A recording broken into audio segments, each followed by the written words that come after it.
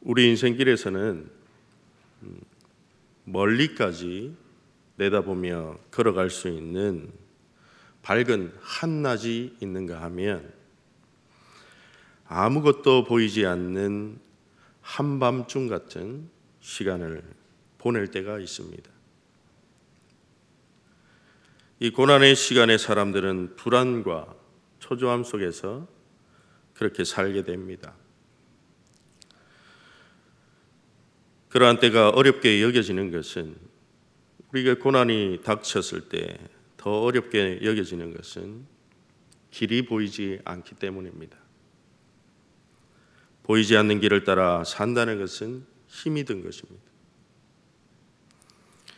그런데 이런 고난의 시간과 아픔의 사건들은 우리가 원하든 원하지 않든 우리 인생길에서 늘 주어집니다.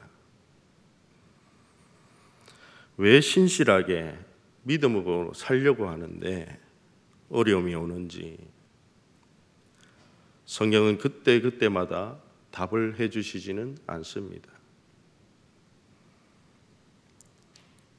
오늘 하박국 선지자도 하박국 1장과 1장 2절에 보시면 여호와여 내가 부르짖어도 주께서 듣지 아니하시니 어느 때까지일까 그렇게 탄식합니다.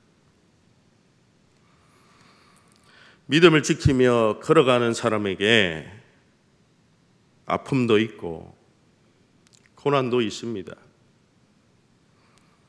그러나 사랑하는 성도 여러분, 잊지 말아야 할 것은 고난의 시간에도 우리 하나님은 우리에게 역사하십니다. 고난의 시간에 우리는 하나님을 신뢰하는 법을 배워야 합니다. 바울 사도는 고난의 시간을 지나가는 오늘 우리에게 이렇게 권면합니다. 우리가 알거니와 하나님을 사랑하는 자 곧 그의 뜻대로 부르심을 입은 자들에게는 모든 것이 협력하여 선을 이룬다. 그렇게 말씀하십니다. 이 선이라는 것은 하나님의 구원의 역사를 이룬다는 것입니다. 이사야 45장 3절에서 이사야 선지자는 우리에게 이렇게 말합니다. 내게 흑암 중에 보화와 은밀한 곳에 숨은 재물을 주어 내 이름을 부르는 자가 여호와 이스라엘의 하나님인 줄을 내가 알게 하리라. 고난의 시간에 하나님인 줄 알게 하는 시간이라는 것입니다. 고난의 시간이 힘들지만 하나님은 그 흑암 가운데서 보화를 숨겨놓고 계시다는 것입니다. 진정 믿음의 사람들은 비록 고난과 흑암의 시간을 살고 있지만 그 가운데서 하나님이 숨겨두신 보화를 캐내는 사람들이라 그렇게 말씀하십니다. 주전 7세기의 하박국도 그런 사람이었습니다. 하박국 선지자 때는 아수르가 힘이 약해졌습니다. 그리고 느부갓네살이라는 그 신흥 왕을 중심으로 바벨론이 중동 지역에 패권을 잡기 시작한 때입니다. 그렇게 강력한 애굽도 갈그미스 전투에서 무참하게 패배했습니다. 그때 하나님의 묵시를 보게 된, 하나님의 그 환상을 보게 된 하박국은 하나님의 말씀을 전합니다. 하박국 2장에서 보시면 그 당시에 이스라엘은 하나님을 버리고 등지고 살았습니다. 그때 하박국 2장에서 하박국 선지자는 너는 이 묵시를 기록해서 판에 명백히 새기되 달려가면서도 읽을 수 있도록 그렇게 성전 문 앞에 걸어두라고 이야기합니다. 이 말을 오늘날로 말하면 현수막 걸어가지고 하나님의 심판이 너희에게 속히 이르고 그 하나님의 심판은 거짓되지 않고 반드시 이루어질 것이라는 것을 전하라고 말합니다. 너희가 이웃에게 폭행을 저지르고 힘을 가지고 정의가 굽게 행하는 것을 하나님께서 반드시 심판하실 것이다. 그런데 그 일은 이루어질 것이다. 하나님께 등 돌리고 살아가던 이스라엘이 이 전쟁의 위협과 하나님의 진노의 심판 앞에 서 있게 되었습니다. 그들은 이미 북이스라엘이 아수르를 통해서 망했다는 사실을 알고 있으면서도 이 남유다는 아무렇지 않은 듯 태연하게 우리가 예배만 잘 드리면 된다, 그렇게 생각하며 하나님이 그렇게 하면 용서해 주실 것이다, 아무렇지 않게 태연하게 살았던 것입니다. 그때의 바벨론은 점점 더 하나님의 도구로 사용되어지기 위해서 강성해져 가고 있었습니다. 그리고 모든 나라를 점령하고 이제는 마침내 그 바벨론이 유다를 침공할 것이다, 이 소문이 파다하게 퍼지게 됩니다. 그때서야 이스라엘은 초상집이 되었습니다. 하박국 1장 6절에서 그 군대를 묘사하기를 어떻게 묘사하느냐 하면, 그 바벨론은 사납고 성급한 백성이다. 자비라는 것이 없다는 것입니다. 군마는 표범보다 빠르고 저녁 이리보다 사나우며 마병은 빨리 달려오는 마병이다, 그렇게 묘사합니다. 이제 유다는 망하게 되었습니다. 그들이 쌓아놓은 재물과 삶의 터전이 모두 잃어버리게 되었습니다. 오늘 16절 말씀, 그 소리를 듣게 된 상황 가운데 하박국은 이렇게 표현합니다. 내가 들었으므로, 내가 그 환상을 들었으므로 내 창자가 흔들렸고 그 목소리로 인하여 내 입술이 들렸도다. 무리가 우리를 치러 올라오는 환난 날을 내가 기다림으로 내 뼈에 썩이는 것이 들어왔으며 내 몸에 내 초소가 떨리는도다. 오금이 저린다는 것입니다. 여기에서 16절을 무리가 우리를 치러 올라오는 환난 날을 기다린다. 근데 하박국은 아이러니하게도 이 환난을 기다리고 있습니다. 환난이라는 것, 고난이라는 것은 우리가 회피하고 싶은 것입니다. 그런데 오늘 하박국 선지자는 하나님이 바벨론을 일으켜서 이스라엘을 심판하실 것을 기다린다 말합니다. 흔히 우리 17절 말씀을 보면 이 말씀을 우리의 개인적인 상황에 빗대어서 이야기할 때가 많습니다. 그러나 이 말씀은 개인의 사업 실패와 성공과 흥망성쇠를 이야기하는 것이 아니라 나라의 국운이 달려있는 문제를 이야기하는 것입니다. 비록 무화과 나무가 무성하지 못하고 포도나무 열매가 없으며 감람나무 소출이 없으며 라고 시작되는 이 노래는 이스라엘의 국운이 달려있는 모든 것이 망하게 되는 상황을 말합니다. 하나님은 이 무화과 나무와 포도나무와 감람나무를 약속에 들어가는 땅에 약속의 백성에게 주시기로 했던 복을 상징하는 말입니다. 그 복을 내리지 않겠다는 것입니다. 그런데 하박국은 18절에서 이 하나님, 이스라엘을 징벌하시는 하나님을 어떻게 표현하고 있습니까? 하나님을 구원의 하나님으로 부릅니다. 주는 나의 힘이라고 고백합니다. 이 말씀을 통해서 우리가 바라는 구원이 무엇인가를 우리는 깨달아야 됩니다. 지금까지 우리가 바랐던 구원이 어떤 것인지 반성이 필요하다는 것입니다. 우리가 하나님 앞에 범죄했다면 우리는 형벌을 면제받을 것이라고 생각했습니다.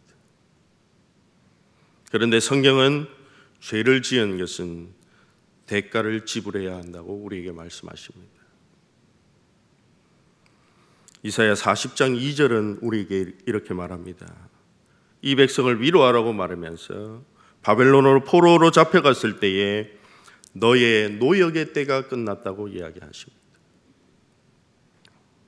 그리고 그 노역의 때를 지나서 죄사함을 받았다 말씀하십니다.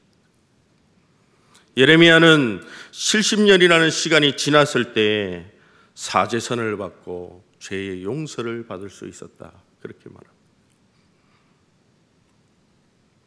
그 진노의 시기가 지나야 하지만이 하나님은 교만한 바벨론을 치실 것이라는 것입니다. 그리고 그 진노의 시기 때에 의로운 자는 그의 믿음으로 말미암아 살 것이라고 말씀하십니다. 하박국 2장 4절에서 예언자는 그 소식을 들었던 것입니다. 우리는 심판 없는 구원을 바라는 경우가 많이 있습니다. 그러나 우리가 하나님께 범죄했으면 우리는 회개하고 자복하고 그 심판을 달게 받겠다는 자세도 필요하다는 것입니다. 하나님은 우리를 치셨으면 우리를 낫게 하시고 싸매어 주시는 분도 회복하실 분도 하나님이시라는 것을 호세아 선지자는 우리에게 말씀하십니다. 우리를 치시니가 하나님이시니 우리를 다시 세워주실 분도 하나님이십니다.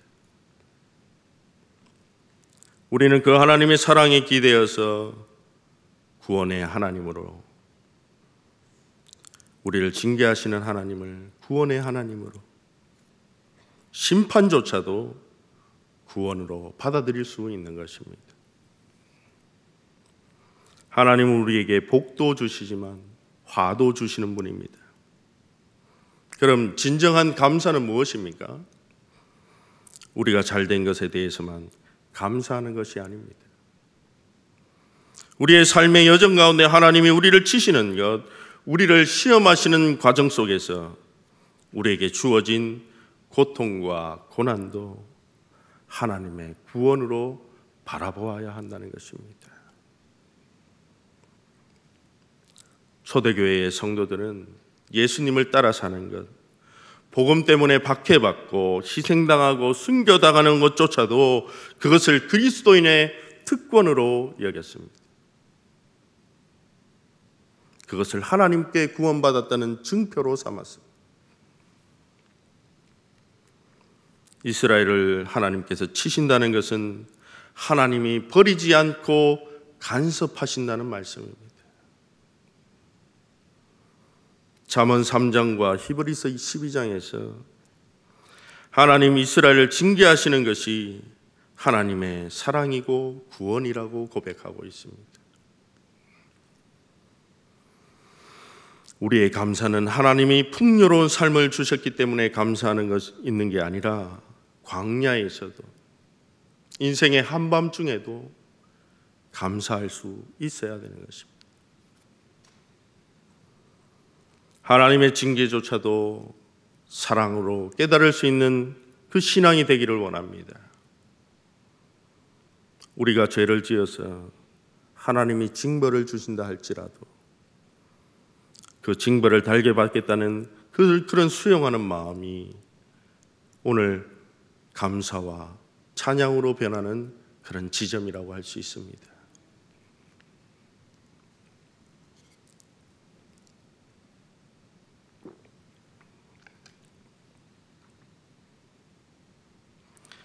지금 예언자는 어떤 자신의 생사의 갈림길에서 이 말로 답답할 수 없는 어떤 답답한 상황 가운데서 하박국은 이렇게 노래합니다. 무화과 나무가 무성하지 못하고 포도 열매가 없으며 감람나무에 소출이 없으며 외양간에 소가 없을지라도 나는 여호와 하나님을 즐거워하고 나의 구원의 하나님으로 기뻐한다고 노래합니다. 오늘 이 말씀을 보면 한밤중에 노래하고 있는 사람입니다. 고통과 절망 속에 있지만 그곳에서 하나님을 바라보았던 사람들, 위대한 믿음의 사람들은 인생의 캄캄한 한밤중에도 하나님 앞에 감사의 노래를 부르고 있습니다. 이게 남의 이야기니까 쉽게 절망할 수 없는 그 시간에 감사가 쉽게 나오겠지, 그렇게 생각할 수 있습니다. 실패의 자리에 서 있는데 그냥 기뻐할 수 있는 사람이 있겠습니까? 코로나로 인해 사업은 안 되고 주인에게 세를 내지 못하고 문을 닫아야 하는 절박한 상황인데 입만 열면 무조건 감사가 나올 수 있습니까? 하박국도 처음부터 이런 고백을 할 수 있었던 사람이 아니었습니다. 하박국 1장에 보면 그는 하나님께 2번에 걸쳐서 기도합니다. 그 기도는 감사의 기도가 아닙니다. 원망의 기도이고 항변의 기도입니다. 하나님, 우리가 아무리 잘못했어도 이방인들보다 낫진 않습니까? 그런데 어떻게 무자비한 바벨론을 들어서 하나님의 성전을 짓밟고 허물 수 있습니까? 하나님 앞에 나아가서 따지고 있습니다. 그렇게 따지듯이 기도하지만 하박국에게 흔들리지 않는 고백이 있었습니다. 그것은 무엇입니까? 하나님은 살아계신다. 살아계신 하나님이 역사를 통치하신다. 그 사실은 믿었습니다. 하나님이 살아계신 분이기 때문에 그분에게 따지고 있는 것입니다. 하나님이 살아계신 분임을 믿기 때문에 그분의 대답을 기다릴 수 있는 것입니다. 하박국 2장 3절 말씀은 이렇게 말합니다. 더딜지라도 기다리라. 더딜지라도 기다리라. 의인은 그 믿음으로 말미암아 살리라. 하나님의 말씀을 붙들고 하나님 대접 좀 해보십시오. 하나님 살아계신데 어떻게 이렇게 폭력과 무자비한 권력을 추구하는 일들이 이 땅에 가득하게 일어날 수 있습니까? 그런데 하박국이 이렇게 따질 수 있었던 이유는 이 모든 일들이 하나님께 모든 것이 달려있다고 믿었기 때문입니다. 하나님은 기도에 대답하십니다. 하박국아, 세상 사람들은 재산이 늘고 은행 잔고가 늘고 부동산이 늘고 큰 집 사고 큰 차 타고 아이가 좋은 대학에 들어가고 좋은 직장에 들어가는 재미로 사람들은 살아간다. 그렇게 그의 마음은 여호와를 버리고 떠났다. 그러나 하나님의 백성은 하나님을 신뢰하며 산다. 의인은 믿음으로 말미암아 살리라 우리에게 말씀하십니다. 하나님 앞에 나와서 따지듯이 아픔을 토해놓는 하박국을 향해서 하나님은 이 말씀을 준비해 놓고 계셨습니다. 우리의 삶은 시기에 관계없이 어려울 수 있습니다. 답답한 인생길에 서 있을 수 있습니다. 그때 하나님 앞으로 나와야 합니다. 그리고 하나님의 말씀에 귀를 기울여야 합니다. 오늘 하나님은 성경을 통해서 말씀하시고 예배를 통해서 임재하셔서 말씀하십니다.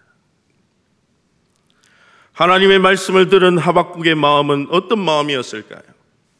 잠언 25장 13절은 우리가 하나님을 시온케 하는 마음이 그 냉수 같아야 된다고 하지만 오늘 그 말씀을 들은 하박국은 마치 추수날의 냉수와 같은 그런 시원한 마음을 얻게 됩니다. 그는 그제서야 빠른 시일 내에 하나님께서 모든 악의 세력을 물리치고 당신의 백성을 구원하신다는 사실을 깨달았습니다. 우리 인생의 한밤중에도 하나님의 통치 가운데 우리 인생이 있는 줄 믿습니다. 세상에서 득세하며 하나님 없이 살아가는 사람들에게 하나님은 심판하시는 주님으로 오신다고 말씀하십니다. 내가 다시 오시겠다고 말씀하십니다. 비록 나는 힘이 없지만 하나님은 나의 능력이고 구원이고 힘이라는 사실을 하박국은 깨달았습니다. 그 고통과 아픔의 현장 속에서 우뚝 서 계시는 하나님을 발견한 것입니다. 우리 곁에 서 계시는 하나님을 발견하고 나니까 이제 아무것도 없는 상황이 더 이상 문제로 다가오지 않습니다. 3장에서 하박국은 지난 날을 돌아보고 있습니다. 하나님이 3장 3절, 하박국서 3장 3절, 하나님이 대만에서부터 오며 바란산에서부터 오시는도다 고백합니다. 여기서 대만과 바란은 시내산과 동일한 그런 지명입니다. 이게 굉장히 중요한 의미가 있습니다. 이스라엘 백성이 어디로 가야 할지 방황하던 그 사막길에서 하나님은 이스라엘 백성을 만나 주시기 위해서 그 다가오셨던 것이 바로 시내산입니다. 하나님 그곳에 오셔가지고 나는 너희의 하나님이 되고 너희는 내 백성이 되리라 언약을 맺어주신 것입니다. 이 말은 너희는 나의 백성이고 내가 사랑하는 자녀들이다. 내가 너희를 돌볼 것이고 내가 다스린다는 사실을 확인시켜 주시는 자리였습니다. 우리는 우리의 삶의 과거를 되돌아보다가 오늘 나의 삶 속에 생생하게 역사하시는 하나님을 만나게 됩니다. 지나온 시간, 지나온 자국들마다 하나님의 위대한 손길을 회상할 수가 있습니다. 그런데 지나온 삶을 돌아보면 어려움과 환난이 없었던 적이 없습니다. 이스라엘의 절기와 오늘 우리가 예배 가운데 드리는 성만찬은 하나님이 자기 백성에게 어떤 일을 하셨는지 회상하고 기억하는 자리입니다. 여기서 기념하는 것, 절기를 기념하고 성만찬을 통해서 기념하는 것은 단순하게 과거의 사건을 기억하는 것이 아닙니다. 오늘 이 자리에서 그것을 맛보고 경험하는 것입니다. 십자가의 사랑을 오늘 이 자리로 끌어당겨서 바로 여기서 맛보는 것입니다. 그것이 바로 예배의 자리입니다. 과거의 회상의 능력을 가질 때에 우리에게 하나님은 선물을 주십니다. 어떤 선물입니까?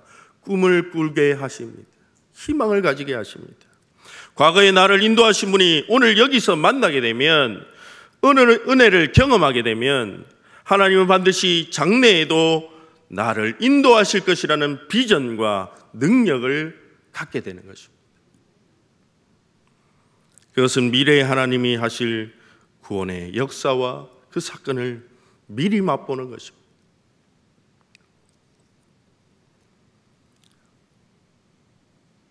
사람은 언제 잘못됩니까? 우리의 신앙은 언제 나약해집니까? 과거를 회상하는 능력이 상실할 때입니다. 이것을 은혜를 잊어버릴 때입니다. 흔히 사람은 넉넉해지면 하나님을 잃어버립니다. 이생진 시인이 개미를 관찰하다가 쓴 시가 있습니다. 가진 것이 없으면 하늘을 자주 보게 된다. 가진 것이 많은 개미는 하늘을 보지 않는다. 머리를 땅에 박고 땅만 뒤진다. 조금 넉넉해지면 어려운 문제가 해결되고 나면 우리는 땅만을 바라보며 그것이 전부인 줄 알고 교만하게 살아갑니다. 하나님을 무시하고 잊고 삽니다. 이때가 어느 때입니까? 여호와의 말씀을 버릴 때입니다. 하나님은 오늘도 일하고 계십니다. 나의 평안할 때도 고난 때도 모든 것이 형통할 때도 나의 실패의 시간에도 하나님은 정확하게 인도하시고 역사하고 계십니다. 그 하나님을 하박국이 발견하고 새롭게 고백하게 되었을 때에 그는 인생의 한밤중에도 노래할 수 있는 사가 되었습니다.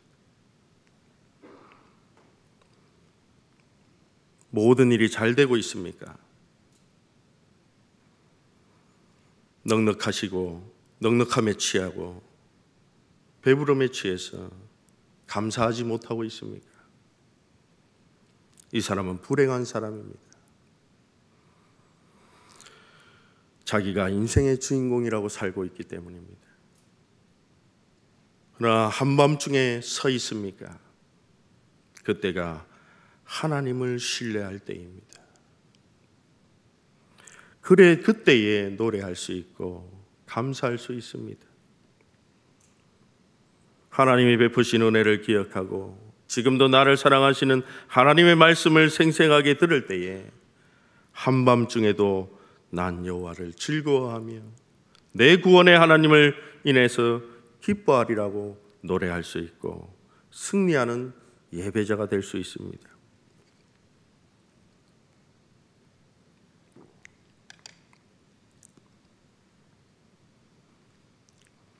(2008년에) 중국의 수촨성에서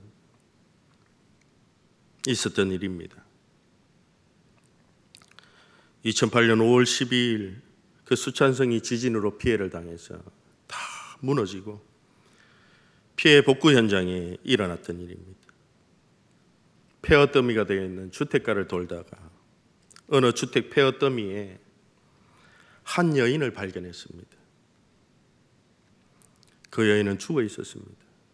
그런데 그 여인이 무릎을 꿇고 몸을 구부린 채 두 손으로는 바닥을 받치고 그렇게 죽어 있었습니다. 마치 기도하는 듯한 모습으로 폐허더미 속에서 잔혹하게 짓눌러 있었습니다. 구조대가 그 여인이 이미 죽은 것을 발견하고는 다른 집으로 옮기려고 했습니다.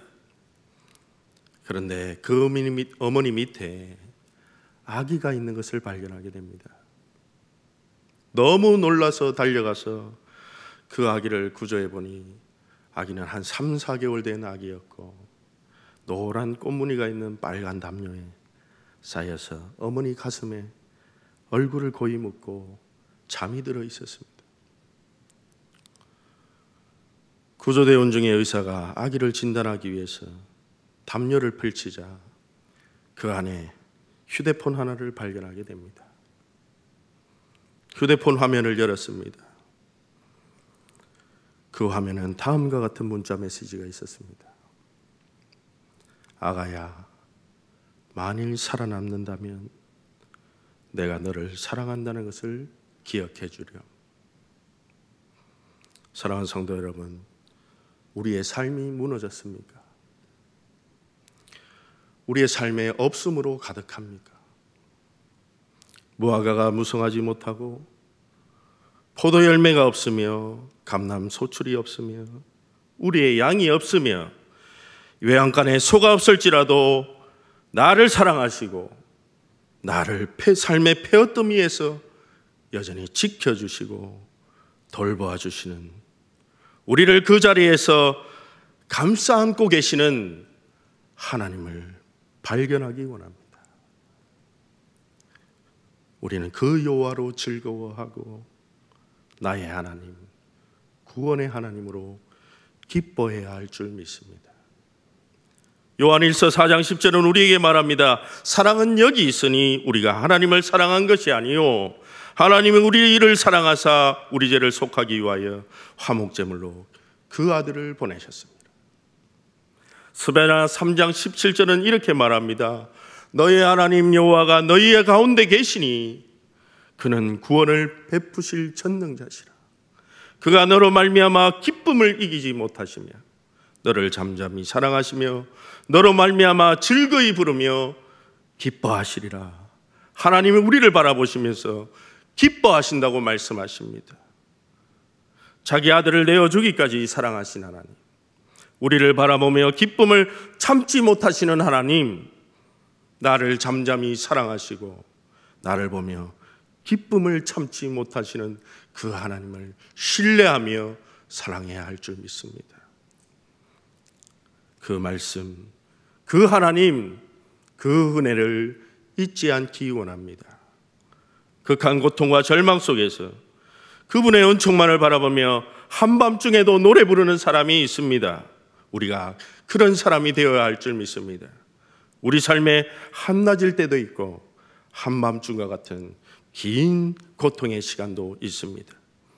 중요한 것은 하나님이 우리를 다스리고 인도하고 사랑하신다는 사실입니다. 그것을 믿는 자는 기쁨의 노래를 부르며 사는 것입니다. 나의 젊은 날도, 나의 노년 때도 우리는 하나님을 신뢰하며 믿음으로 말미암아 사는 복된 그런 인생이 되기를 기도하겠습니다.